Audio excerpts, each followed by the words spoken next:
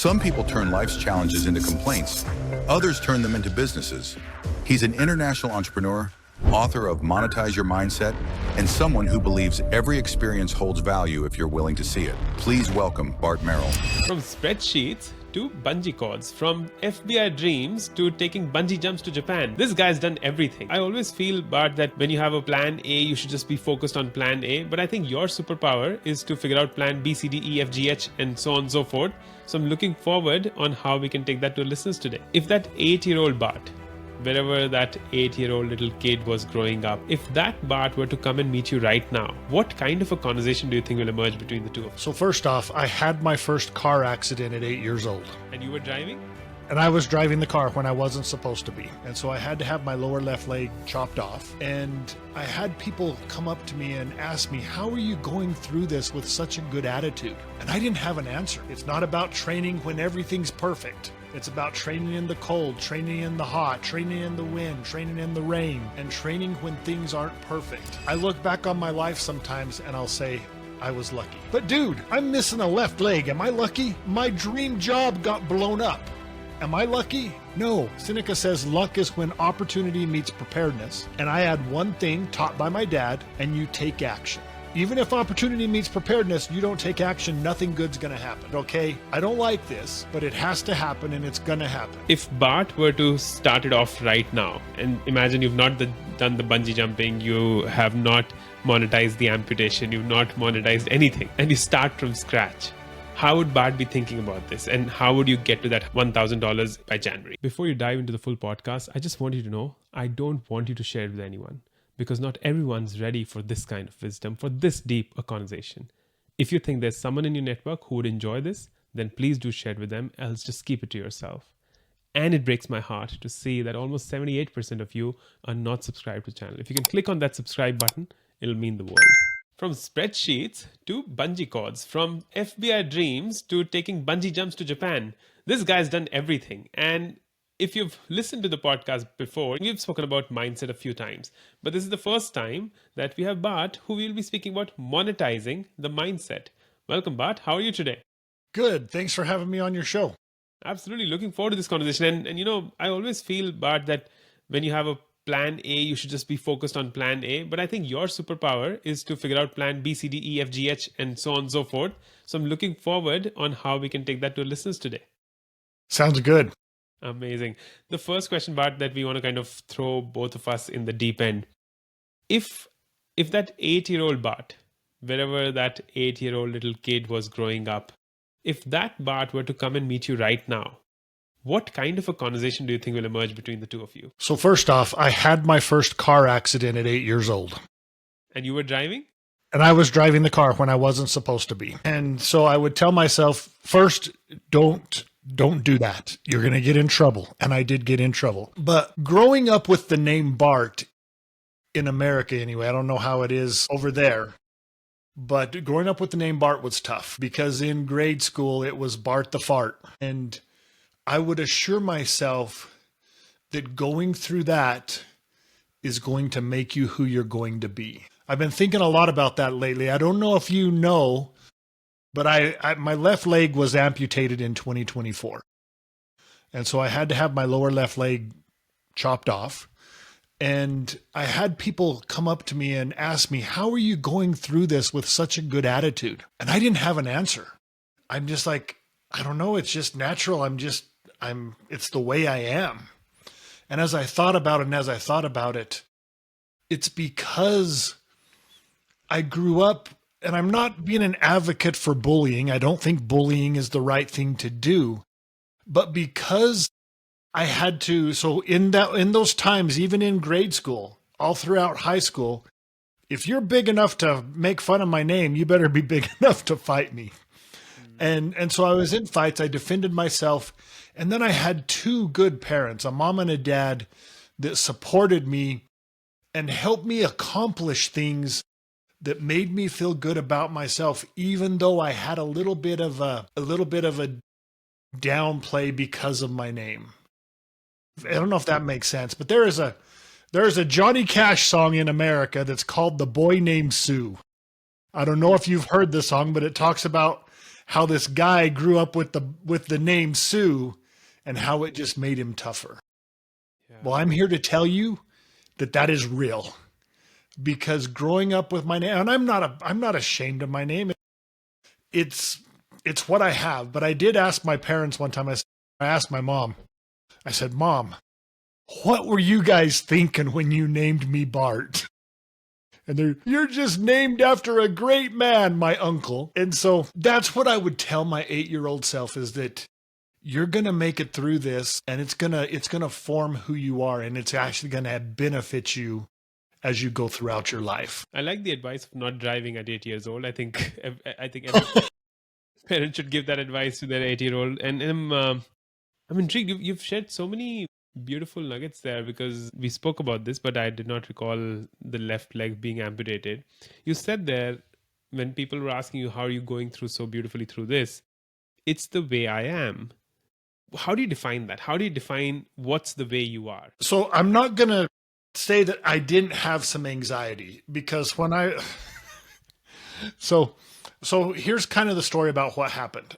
I was dropped from a ropes course at a personal development event in 2012. I got home, I got it x-rayed. They said it wasn't broken. I found out years later that it was actually crushed on the back and the front. My ankle bone was. And they said that whenever it gets bad enough, you'll need to get it fused. Well, the pain got bad enough, and I decided, okay, it's time. I went into the doctor, and the radiologist was taking a picture. And in America, radiologists aren't supposed to tell you anything about what they see. And he took the first picture, and behind the partition where they're protecting themselves from the radiation, he yells, "Damn, you don't have an ankle bone." And so my ankle bone had just ground away. And so I went into the doctor's office, and I was confirmed that, yes, my ankle bone was gone. There's nothing to fuse. My best option, my only option other than a wheelchair, was amputation. And I felt like I'd been kicked in the gut. I actually had to excuse myself and go pee. And the doctor looked at me like, I have other patients, right? I'll be right back, doctor. I gotta go pee. And anyway, so I describe myself as I'm even keel. So like a boat, don't correct this way, I don't correct this way. I don't get too high, I don't get too low. And when things happen, I am able to maneuver in a way that is the right maneuver. The samurai, they used to talk about when they're training that you can't overreact, and you don't have time to count to 10 when you get mad, or to go to breath work and start breathing. You have to react properly at the time. And the way you prepare for that is by going through hard things before you have to make the hard decision. It's not about training when everything's perfect. It's about training in the cold, training in the hot, training in the wind, training in the rain, and training when things aren't perfect. And so, like I said, growing up as a little kid like I did all through high school, I trained when things weren't perfect. And then just a couple of quick things. In America, we have what we call the FFA. It's a Future Farmers of America. It's a club at school, and they would do fundraising. One time we were selling boxes of oranges, and I grew up in Podunk, New Mexico. I mean, it is a small town in New Mexico. And you had, 15, 20 kids all trying to sell oranges to the same people. And if you sold $500 worth of oranges, you got a pair of Justin Roper boots, which was the popular cowboy boot at the time. I sold $1,100 worth. Wow. I asked for 2 pairs of boots. I got 2 pairs of boots, one for me, one for my girlfriend. By the time the boots came in, my girlfriend was no longer my girlfriend, so I still gave her the boots. She gave them to her sister-in-law who was married. So I won boots for a married woman. I like where this ends. But what happened was, the reason I was able to do it is because my dad helped me. He just said, okay, you got to understand, you're in a competition with everybody else. You need to get out there now. There's no sitting, there's no waiting. You need to act now. And that's what I learned. My dad supported me and encouraged me, and doing things like that. So the next year we were selling magazine subscriptions. and you would get points. And with those points, you could go to a catalog and buy stuff with the points. And I had picked out a 243 hunting rifle, a deer rifle, and it was not cheap. But my dad once again said, okay, if you want that rifle, you better go out and just make things happen. And I did. I got my points. I was giving points away to everybody else so that they could get what they wanted. But it was because my dad's encouragement, my dad's act now. You know, you have to, but you don't have to overreact. And so I think that's living the way growing up the way I was, and then being able to act with certainty, and like the samurai trains, he's like, you need to act quick, but you need to be patient for the right opening. And so even though I had issues with my name, I was supported by good parents, and I was successful with the things that I did that helped me to become who I am and be, like I said, even kill. Such a skill, because what you've just described, this idea of not being high, not being low, not being too left, not being too right, just at the right, just at the sweet spot. I think the even keel that you're describing, such a beautiful state to be in. And I love what you're saying, because this was one of my thoughts that I'll ask you, like, what allows you to think about plan B, C, D, E, and taking the bungee jump to Japan and all of that, because now I'm able to connect that dot, and we'll share more with the listeners. When your dad's telling you to go act now, then that's the programming, right? That's the wiring that's happening within the brain. Fascinating. Tell me more. So growing up, selling those oranges worth $1,100, getting those points in, where did life take you next? What I'm really intrigued about is that, and I'm assuming, correct me if I'm wrong, is that it was not all throughout that you were optimizing life for like finding the next opportunity. There were stages where you were maybe like other 20, 30, 40-year-olds optimizing for stability, because uncertainty makes us nervous. Uncertainty kicks off our amygdala into action and the primitive brain. So where did this shift happen from being someone who's seeking stability to someone who's seeking optionality and optimizing for it?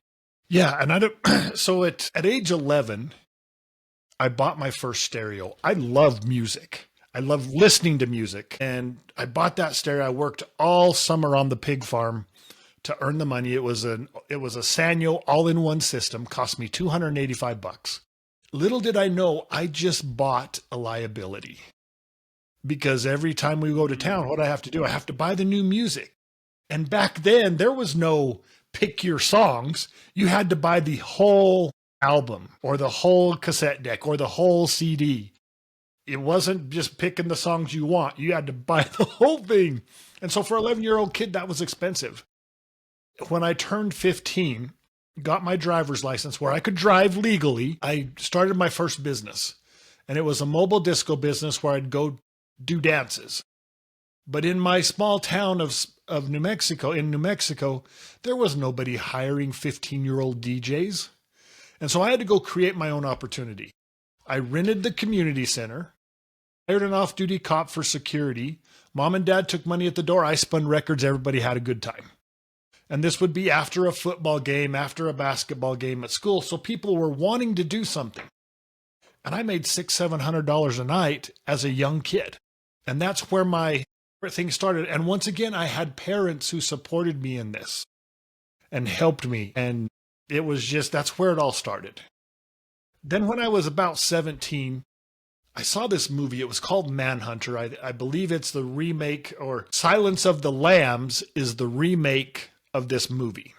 And it was about an FBI agent. And I saw this FBI agent and how the cat and mouse game, and how he had to get into the serial killer's head to finally catch him, and how it almost drove him crazy. And that just intrigued me. I'm just like, I want to be an FBI agent. I want to go chase serial killers.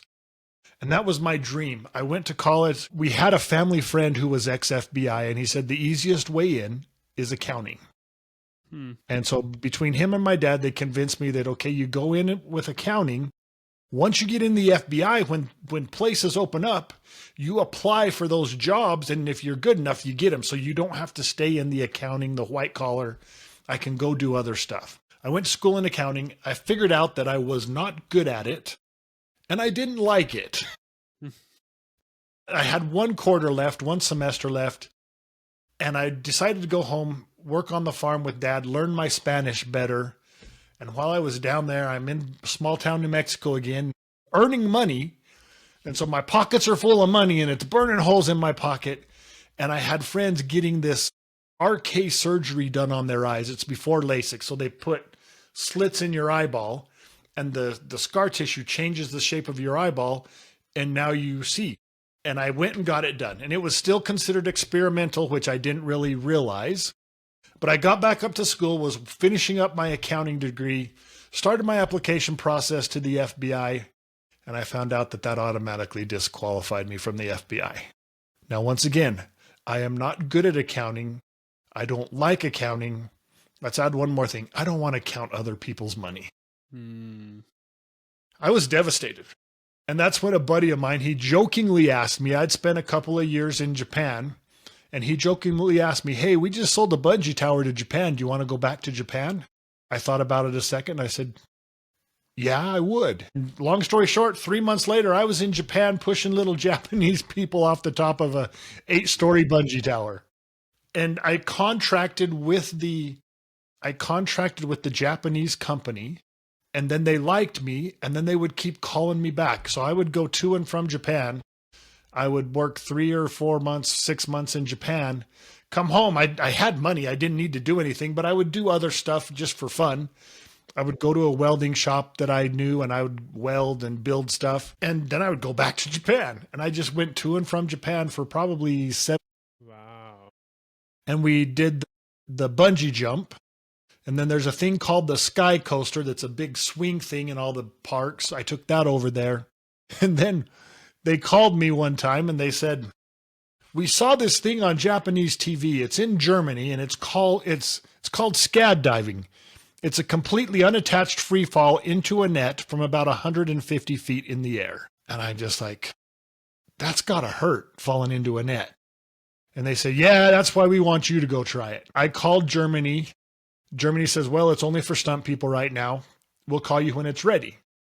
I thought I would never get a call back. 2 months later, I got a call back. I was on a plane to Germany to try this thing. I flew to Japan. I told them I liked it, and we sold 3 in Japan. And then for the German company, I built 2 here in the United States. And as I tell these stories, I often get people ask me, so you graduated in engineering? And I said, no, accounting. Oh, wow. That's wild. But help me understand, like, and you know, someone who's listening to this, who's maybe trying to monetize their mindset, and I'll keep coming back to this phrase because I love this phrase. They're sitting here thinking, but you got lucky. You got lucky with the parents. You got lucky with that opportunity in Japan, with that Germany thing happening. But we're not lucky. So what do we do? So I'll tell you, I look back on my life sometimes and I'll say I was lucky. But dude, I'm missing a left leg. Am I lucky? My dream job got blown up. Am I lucky? No. Well, let me rephrase that. Yes, I am. But what is luck? Luck from Seneca. Seneca says luck is when opportunity meets preparedness. And I had one thing taught by my dad, and you take action. Even if opportunity meets preparedness, you don't take action, nothing good's going to happen. And so, yes, I was lucky. But it's not the luck that they're thinking. It's the luck that when opportunity meets preparedness, and then I took action.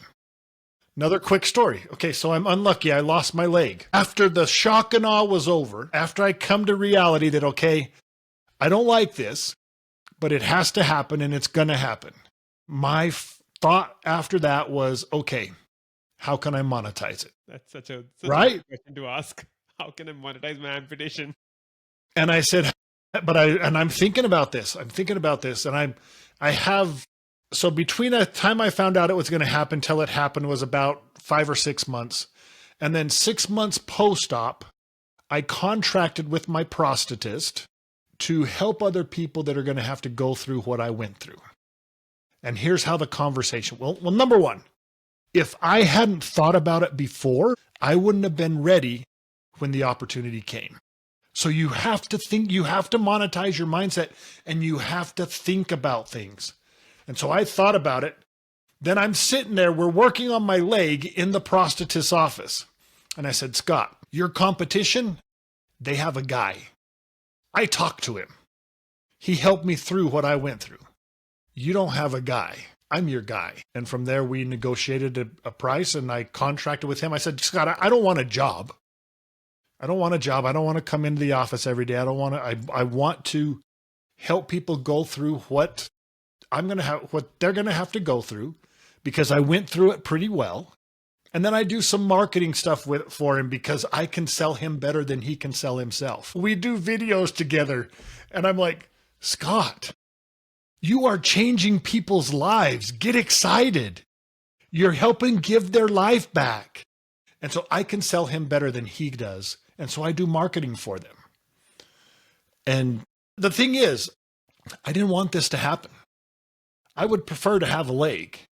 And I would advise your audience, don't go chopping off body parts to start a side hustle. But if it's going to happen, think about how can I monetize it? And so anything that goes past my life, good, bad, or ugly, I always ask, can I monetize it?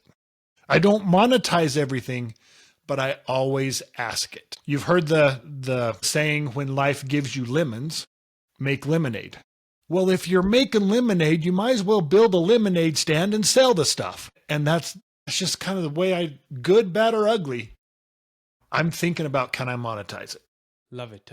This question, how can I monetize my amputation? This is going to haunt me tonight. But here's a thought. So asking this question takes courage, right? Can I monetize this?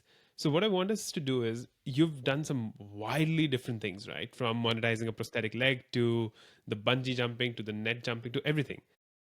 Is there a filter you apply before you invest your time or invest your money or invest your resources? Is there a filter you apply that after you've asked this question, can I monetize this? Should I go all in or not? So yes, absolutely. There is a restaurant in Japan that I love. It is called Koko Ichiban Curry. It's a Japanese curry restaurant. It's the first place I go when I land, and it's the last place I eat before I come home. And I said, I got to take this to America. And I actually had a guy in Japan that would back me financially. And it's kind of crazy. He told me, he says, yeah, if you make money, we'll split it. If you don't worry about it. And I said, and that's what I said. And so I actually had to go check with other Japanese friends of mine and say, okay, this is what he said. What does he mean? And they said, you're right. That's what he said. And that's what he means. It sounds like. I'm like, okay. So I get back to America. I start doing my research. I start, figuring out things. And I finally just said, you know what? I don't want to work that hard, because restaurants are hard work. And that's what I found out. And I just said, I don't want to work that hard. And if I'm not committed, I could take this guy's money and start, but if I'm not committed, it's not going to be successful. And so I said no. And it was, so you have to do your research. What are the resources? So the way I start people, my goal is to get people to think like I do. And if you didn't grow up with my dad or someone like my dad, you don't think like I do. Dad was just a farmer, but he had his hands in many different things. He was a businessman. He had many different things in the agricultural business, which he loved. But he wasn't just one thing. He did many things. And he never set me down and taught me about the birds and the bees of business. He just showed me by example. And then when I wanted to start things, he encouraged me and helped me. And so to get people to start thinking like I do, to help them, I talk about, what do you like to do? What do you need to do? What are you already doing? Can you monetize 1, 2, or 3 of those things? And I have them make lists. And I said, don't even think about, can you turn it into a stream of income yet? Just make a list. Let's make this big list. And then we put those, and then I take it one step further. What would you like to learn? What do you need to learn? What have you already learned that you could get compensated by helping someone else learn the same thing? And so we have these 6 lists, and then we refine them down into, what do you like to do the most? And what do you think could be turned into a stream of income the most? And when you're doing that second list, you have to look at, what resources do you need? Money, time, a place. What is it that you need to do to make this happen? And do you want to do it? You have a lot of people that are like, oh, I wish I was Jeff Bezos, or I wish I was Elon Musk, or I wish I was this guy or another guy. Really? Do you want to do what they did to get where they are? Sleeping on people's sofas, sleeping in the office, not having a home? Do you really want that? And so you got to ask those questions before you go in. And most of the stuff that I've done has taken really minimal money funds. The biggest thing I think was my dog training business. So I started so here's another thing. You think I'm lucky? I adopted an 8-month-old Rottweiler puppy that was 90 pounds, and he did not know the word no. So once again, I took this unlucky thing, and I was calling a buddy of mine that was a dog trainer. And I say, hey, Sean, how do you do this? Hey, Sean, Rex is doing this. What do I need to do? Hey, Sean. Finally, Sean said, Bart, we're doing a Train the Trainer program. You need to come be a part of the Train the Trainer program. Boy. And so it was a 2-month, all day, every day, working with their dogs. That was a big facility, so I had a lot of dogs. I did it, and then I was like, if I'm going to train my own dog, I might as well get paid to train other people's dogs. And I turned it into a business that does very well. I get paid a lot of money to play with other people's dogs. And I love dogs, so it works. It's just fascinating. Listening to you is just, my neurons are getting bombarded, right? And I want to play like the devil's advocate, because I resonate with all that you're saying. And I think it is, at least in this day and age, it's become, with time, easier and easier to monetize your mindset. But what do you see in your experience, Bart? What's a limiting belief that people get stuck where they know the playbook? It's a simple playbook. These 6 questions that you asked, build the list, pick one, start implementing. But how do you help them break this belief that, oh, this is not for me? So I really don't. If it's not for them, it's not for them. So I'm not going to push them. Now I'm going to ask them questions. Okay, let's dig deep. Why? What is your fear? Is it because you're fear? I mean, most people, it's fear of failure, fear of losing money if they have to put money in to get it started, fear of what is my family going to think. I have family members that aren't so keen on what I do. Not that they just kind of make fun of me. Really, you're going to teach other people how to do that? Yeah, why not? And I'll tell you, I've been watching things, and you have all these other, so I do events. I do the Identify Your Ideal Side Hustle workshop, and I put big letters, workshop. This isn't a come and get in touch with your feelings event. Because I see people go to these other touchy-feely events where they get feeling all good, and then they leave the event and they're like, that was so amazing, and they do nothing. And so at my event, no, we're not getting in touch with our feelings. We're working. We're going to do the research and see if we can find the top 3 or 4 things that you should try, and you pick one to try. And then we help them figure out what the pathway is, what the next step is. What is your next step? And by the time they leave the workshop, they have their ideas and they have their next few steps. That makes it easier for them to take that first step, because that's the hardest part, taking that step. And I used to be mad at all the other business workshop that you just get touchy-feely stuff and then you go home and you do nothing. And I says, well, I'm not giving them another choice. So it's my fault. And so now I'm giving them a choice with the Identify Your Ideal Side Hustle workshop. I do virtually and I do live here in Utah. But if you give people the path to where they can see the steps, then they're more apt to do it. So because that first step is the hardest. Once you take that first step and you see, oh, I can do this. Then you take that next step. Hey, this is pretty easy. And right now, there is not an easier time to start a business than right now. With AI and all that stuff, it is, you save time, you save money, and your chances of success are higher with the help of AI. And so I'm not going to sit down and try and convince someone. I'll ask questions and get them thinking about it. I want them to think about it. So when I train a dog, I don't want to pull him into the heel position. I want to pop him and have him make his own decision to come with me. It's the same when working with people. Not that I have a leash on them, but I'll ask them questions to gently nudge them into, oh, what is the reason, the real reason, not the surface area stuff, not the fluff stuff. Yeah. The real reason you can't take that first step. And it's a lot of it is because they don't have someone to hold their hand. Well, guess what? I'm here to hold your hand. If you want to work with me, this is what we'll do. And so I take that away from them. What's your other excuse? I'm afraid I'm going to lose money. Okay, let's see if we can make that a lower risk by creating the steps that they need to take. And then they just look at the path and say, okay, I can do that. Or no, I can't do that next. What's the other one? And so we find something that they feel comfortable starting with. I love the simplicity of this. So let's throw this challenge to both of us today. Someone who's listening to this, they feel they want to build their first side hustle in 2026, a few weeks from now. And they want to start doing this work right now. And all they're seeking is to make their first $1,000.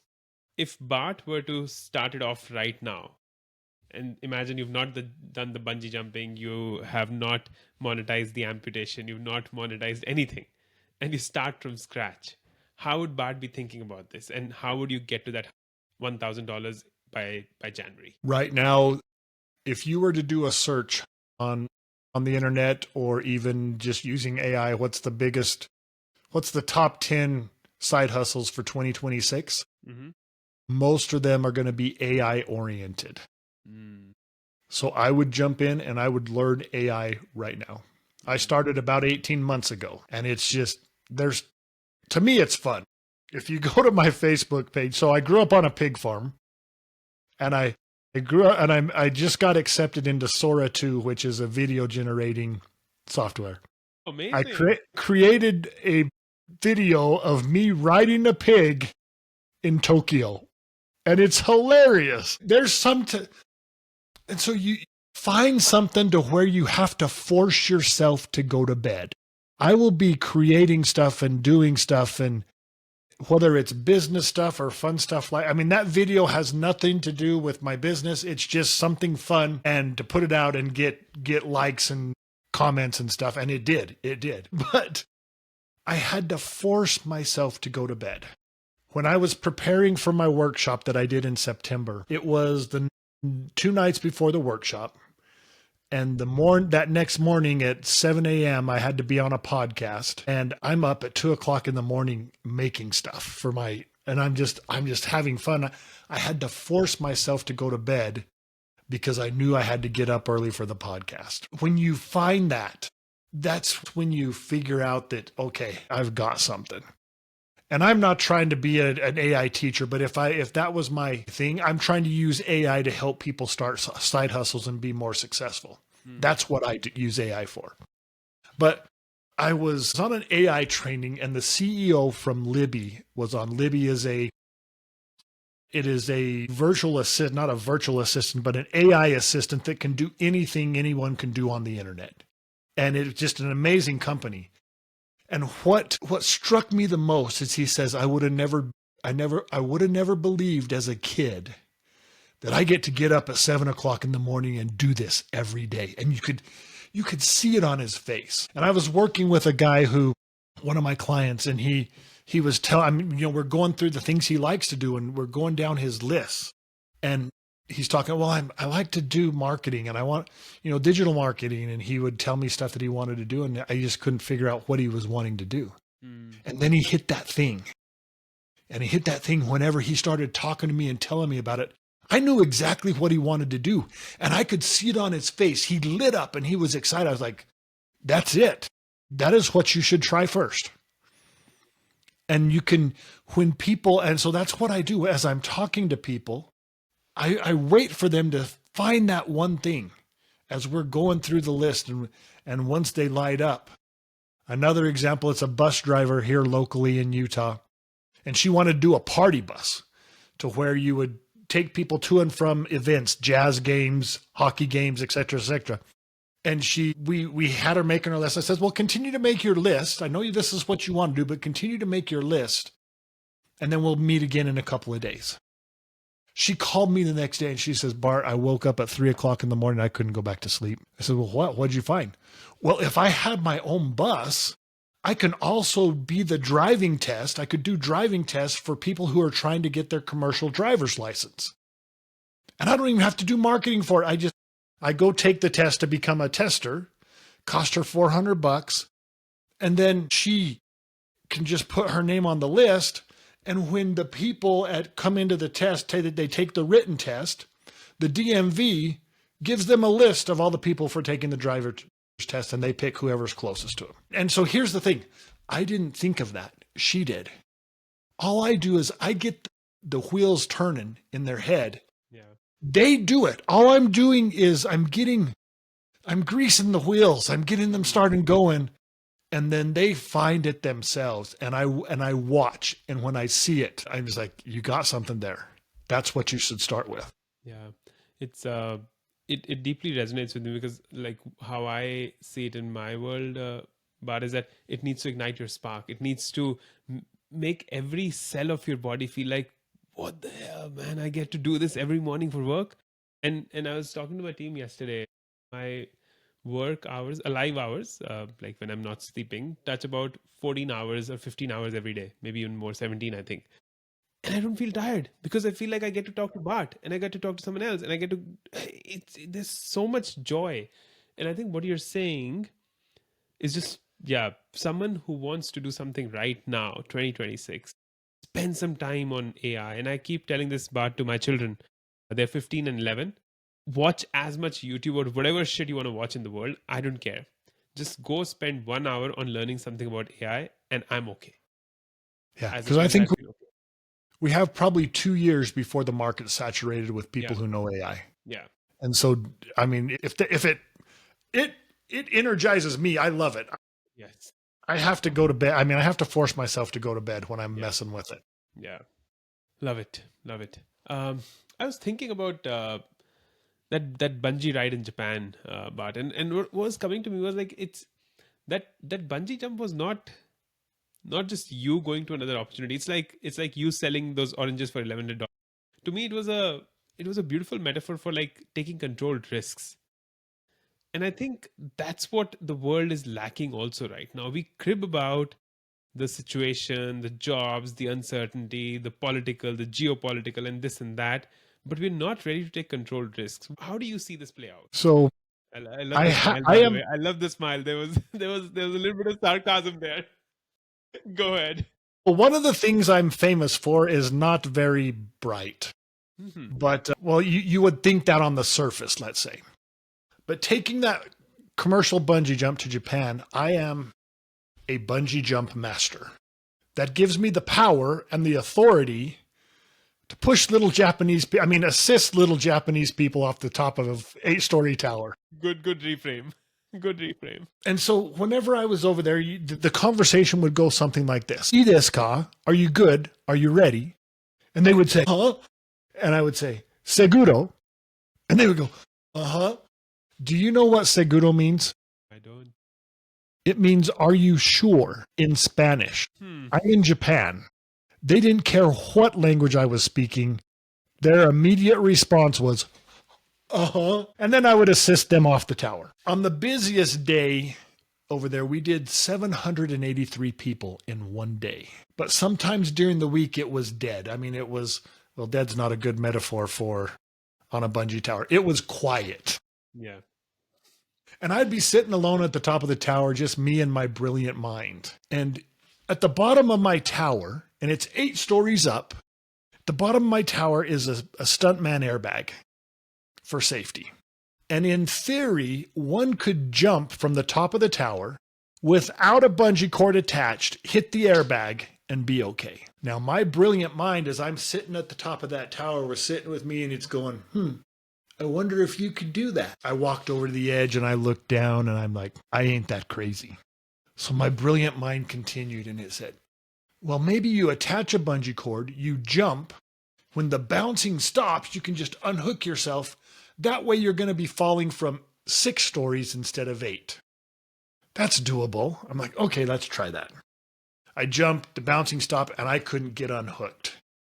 And so let me down, went back up to the top, and my brilliant mind continues and it says, okay, when you attach the bungee cord to the customer, you have a nylon strap. It's about 1 foot long, about 1 inch wide, and it has a carabiner on the end.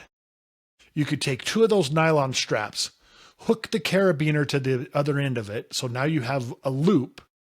You could put those 2 loops at the bottom of the bungee cord, and what do you have? Handles. I could jump just hanging onto the bungee cord with my hands, wait for the bouncing to stop, and then all I have to do is let go, and I could fall and hit them. Do that. That's brilliant. I grabbed the handles. I walked to the edge of the tower and I looked down and I said to myself, are you good? You ready to go? And then I said, seguro. I didn't care what language it was either. And I shook my head and I jumped. Now, obviously everything was okay because I'm here talking to you. I'm glad. But the bouncing stopped, and sometimes your brilliant mind doesn't go all the way. And I'm basically hanging at the end of a large rubber band.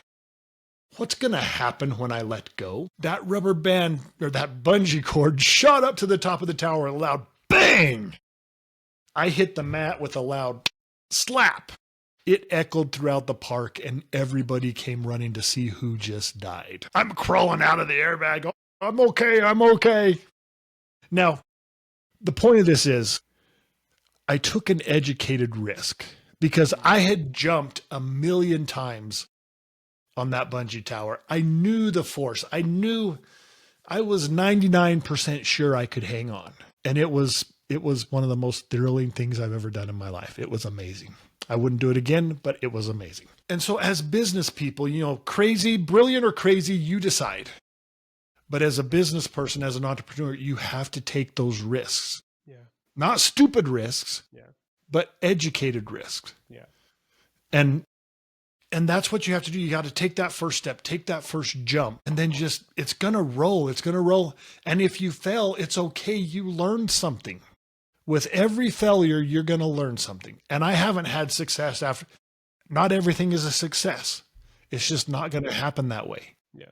But you will learn something. That is so beautiful. And I sometimes compare this to, like, I've taken a few career leaps in my life, and those leaps from the outside seem like, Utkarsh, how are you so stupid? But on the inside, I understand that they were really calculated steps where I know I could have failed, and I'm still here, like you're here, and both of us are here. But yeah, you need to keep learning, keep pushing you off the edge. That's what you need to do. That's what you need to do. And I sometimes look back on that and I go, how stupid was that? Because I was pretty sure I could hang on to the initial bounce. But as you rebound up and you're weightless, what does your body want to do? Your body wants to go like this. Absolutely. And so thinking back on it, I had calculated for the hit down. Yeah. But I didn't know for sure if I could stay hooked. Yeah. And you don't want to, when you're rebounding, if you let go, you're not going to hit the mat. Nah, you'll hit something else. We would not have been having this conversation then, but I'm glad you decided. Otherwise, thank you. That was so beautiful. And all the stories, I just love them. Just want to push us a few decades into the future, Bart, before we end this conversation. And imagine you continued taking these calculated, controlled risks and all stays well, and you're 80 years old. And that 80-year-old Bart comes to you right now in this moment and tells you, this is my one piece of advice on how to live the rest of your years. What would that 80-year-old Bart say? So I had a similar question as what would you tell your younger self, or what do you regret not doing? And I regret not starting speaking sooner, not starting sharing my book, my information sooner. Because I've never done the real job thing. I've never had a real job. I've always just done my own thing. And it's been happening the way I've explained it. When I was in Japan doing the bungee jump thing, I would go to the gym. And at the gym, I'm this big white guy, and nobody would talk to me except for the gym staff. And about 2 weeks in, this one guy comes over to me and he goes, "Hello." And I said, "Hello." And then I started speaking Japanese to him. And he's like, "I'm glad you speak Japanese because I was done at hello." We became friends. He was a big rig driver in Japan. I don't know, probably 6-8 months after we've been friends, he says, "I want to quit driving big rig and I want to start importing I want to import camping trailers and Ford and Dodge diesel pickups from America. Will you help me?" I didn't know how to do it, but I said, "Yes, I'll help you." I thought he knew how to do it. Well, I found out he didn't know how to do it either. So we found out together. We've been doing that since 1997. I have a toilet trailer, a bathroom trailer on its way to Japan right now. And it's because we were able to do things. And so this is something I always have done. Opportunity meets preparedness, and we take action. Opportunity meets preparedness, take action. I wish I would have started doing that more. I wrote my book. I wrote this book, this one here, just so you know. I wrote it in 2017 because I was volunteering at a drug rehab center. Are you familiar with Toastmasters? Yeah. The speaking club? We were doing a similar thing like that for a rehab, helping them learn how to tell their stories without dropping the F-bomb all the time. And it was fun. It was rewarding. It was amazing. And I'm sitting there. And earlier that week, I had seen someone post this article on Facebook that said how to live on less than $28,000 a year. And I said to myself, why would I want to read that? I want to read an article that says, how do I make more than $28,000 a year? And so I already had this thinking in my head. I was already thinking about the way people think about making money. And Jen was in front of the room telling her story. And she was talking about how she believed that everybody went home to the same abuse and neglect that she went home to until she went to college. It wasn't until she went to college that she found out, no, it's not that way. Because when her and her family were out and about, they acted pretty normal. When they went home, there was abuse, neglect, and just not a good life. She thought everybody went home to the same thing. And I'm sitting there thinking, I said, it's the same way when you think about making money. If you didn't grow up with my dad or someone like my dad, you don't think like I do. I need to help people think like I do. And that's when I started writing the book and started doing what I did. So I would have wanted to start sooner. So what would I say to myself as an 80-year-old? I would say, keep going, because people need what you have. Even if it's taking you time for people to hear your message, continue to put it out there because you can help a lot of people. Love it. To all those listeners who are still listening to Bart and Utkarsh, 50 odd minutes into the conversation, remember, you need to take those controlled risks, not just as an entrepreneur, but in life. You can, if you get on this AI bandwagon and bus, you can make those first $1,000. Remember, there are a lot of fears, the fear of failure, the fear of what would others think, the fear of losing money. But you got to move past those fears and look at the model that we have spoken about to help you take action. And one question that you need to always ask yourself is, can I monetize this? Which Bart has asked himself for decades. And we will take Bart and Seneca's wisdom. Luck is when opportunity meets preparedness. If Bart can make $1,100 selling orange, I'm sure many of us can do many other things and make $1,100. And to all the parents who are listening, tell your 8-year-old kids, they should not be driving. Thank you, Bart, for that very meaningful conversation of how one can monetize the mindset. And there's so many beautiful nuggets that we have shared. To the listeners, you can get in touch with Bart. We'll put all the links in the show notes. Thank you for your presence today, Bart. Really enjoyed this conversation. Well, thanks for having me. I appreciate it. It was fun. Such a joy. Such a joy. To everyone on the podcast platforms, share this with someone who might enjoy this. That's something that will help us grow and get us more conversations, better studios, whatever that looks like for you. And then if you're on YouTube, Bart and I are listening in. Please put a comment in the comment section so that we can know that you're here. You listen to this whole conversation. You spent 1 hour of your life listening to both of us. So yeah, just make it worth. This is Bart and Utkarsh signing off.